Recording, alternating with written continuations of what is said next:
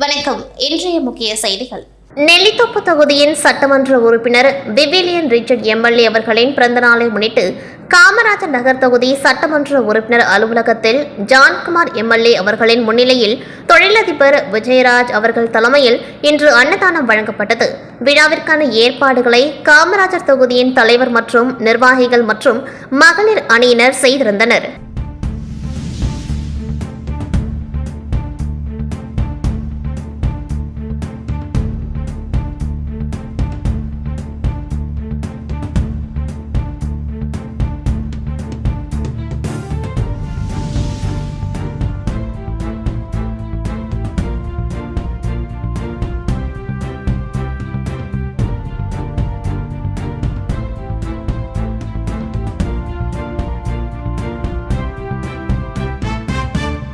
Puducherry PIMS மருத்துவமனை health science சார்பில் உயர் ரத்த அழுத்தம் குறித்த விழிப்புணர்வு நிகழ்ச்சி ப்ரொவிடன்ஸ் மாலில் நடைபெற்றது. புதுச்சேரி பிம்ஸ் மருத்துவமனை ஹெல்த் சயின்ஸ் சார்பில் உயர் ரத்த அழுத்தம் குறித்த விழிப்புணர்வு நிகழ்ச்சி புதுச்சேரி ப்ரொவிடன்ஸ் மாலில் நடைபெற்றது. ஹெல்த் சயின்ஸ் முதல்வர் ஸ்வேதா, பிசியோதெரபி முதல்வர் ஸ்ரீகாந்த் முன்னிலை வகித்தனர். ப்ரொவிடன்ஸ் மால் மேலாண் இயக்குனர் பிரேம் ராஜா சிறப்பு விருந்தினராக கலந்து கொண்டு நிகழ்ச்சியை துவக்கி வைத்தார்.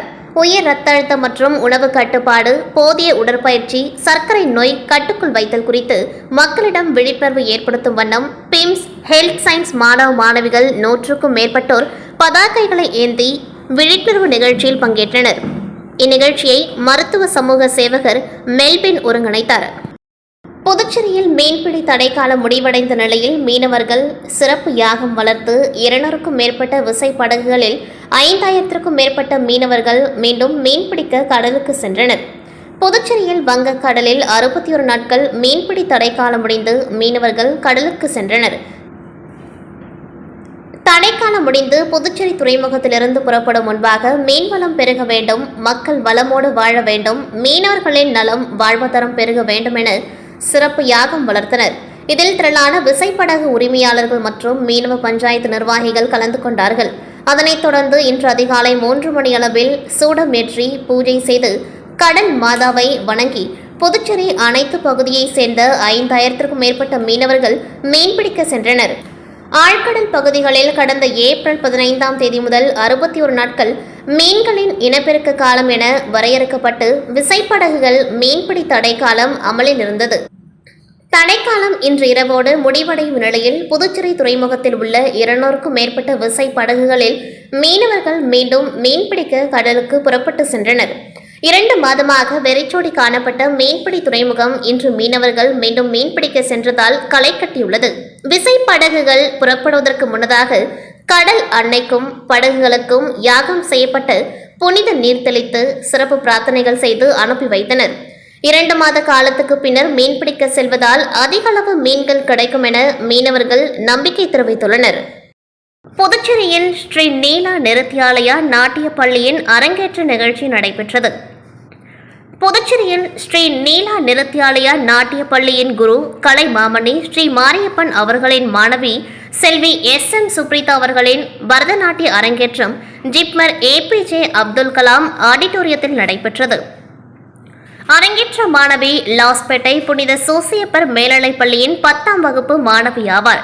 விழாவின் சிறப்பு விருந்தினர்களாக பரதநாட்டிய நடன கலைஞர் டாக்டர் ஸ்ரீலதா வினோத், புதுச்சேரி பாரதியார் பல்கலைக்கூட நாட்டியத்துறை தலைவர் கலைமாமணி சாந்தி பாபு, வீணை இசைக்கலைஞர் கலைமாமணி டாடா பானுமதி அவர்களும் மத்திய பொதுப்பணித்துறை SCRB லோகண்டே அவர்களும் பங்கேற்றனர்.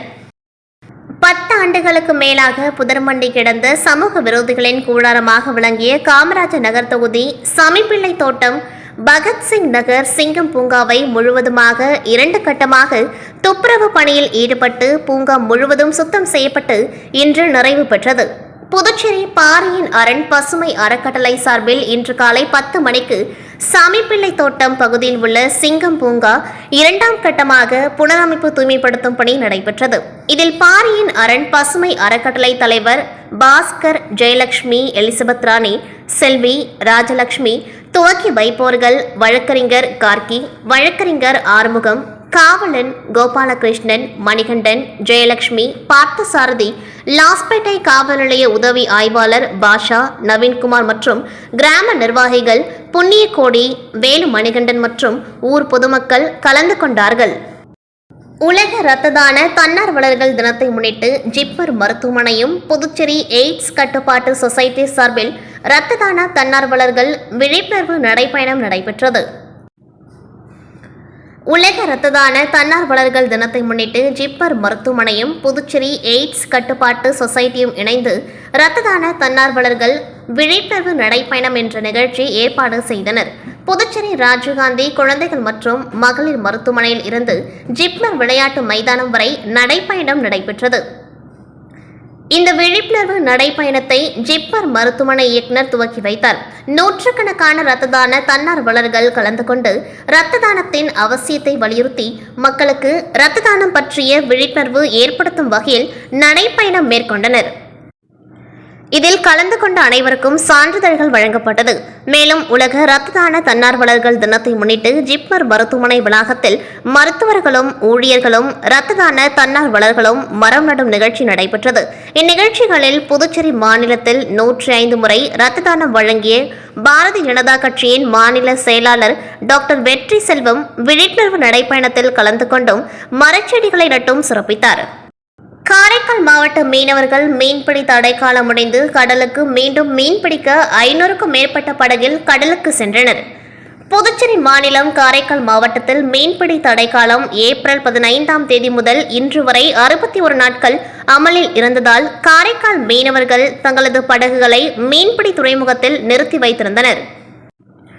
மேலும் தடைக்காலம் இன்று முடிந்ததை தொடர்ந்து காரைக்கால் மீனவர்கள் மகிழ்ச்சியோடு கடலுக்கு மீன்பிடிக்க சென்றனர்.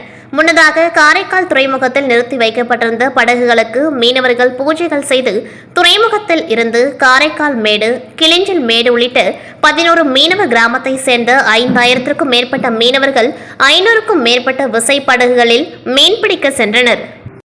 புதுச்சேரி முழுவதும் அதிரடி சோதனை மேற்கொண்ட போலீசார் 50 ரவுடிகளை கைது செய்ததுடன் பயங்கர ஆயுதங்களையும் பறிமுதல் செய்துள்ளனர்.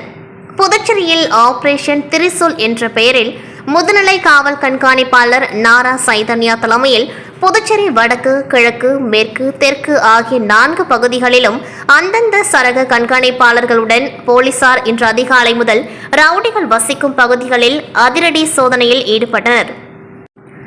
அப்பொழுது ஊருக்குள் நுழைய தடை செய்யப்பட்ட ரவுடி மற்றும் பிடி வாரண்ட் பிறப்பிக்கப்பட்ட ரவுடிகள் யாரேனும் வீட்டில் தங்கி உள்ளனரா, கஞ்சா போன்ற போதைப் பொருட்கள் ஏதேனும் பதுக்கி வைக்கப்பட்டுள்ளதா, வீட்டில் வெடிகுண்டு, வீச்சறிவால் போன்ற பயங்கர ஆயுதங்கள் ஏதேனும் உள்ளதா என்பவனை குறித்து சோதனை நடைபெற்றது. அது மட்டுமின்றி புதுச்சேரி முழுவதும் கஞ்சா மற்றும் போதைப் பொருட்கள் விற்பனை அதிகரித்த நிலையில் சிறப்பு அதிரடிப்படை மற்றும் போதைப் பொருள் தடுப்பு பிரிவினரும் இந்த சோதனையில் ஈடுபட்டனர். இந்த சோதனையில் கிழக்கு சரகத்தில் 17, மேற்கு சரகத்தில் 12, வடக்கு பகுதியில் 20, தெற்கில் 14 என ரவுடிகளை விசாரித்து வருகின்றனர். மேலும் இந்த சோதனையில் சில ரவுடிகளின் வீடுகளில் இருந்து கத்தி, அரிவாள் உள்ளிட்ட ஆயுதங்கள் பறிமுதல் செய்யப்பட்டது குறிப்பிடத்தக்கது. இத்துடன் செய்திகள் நிறைவடைகின்றது. நன்றி, வணக்கம்.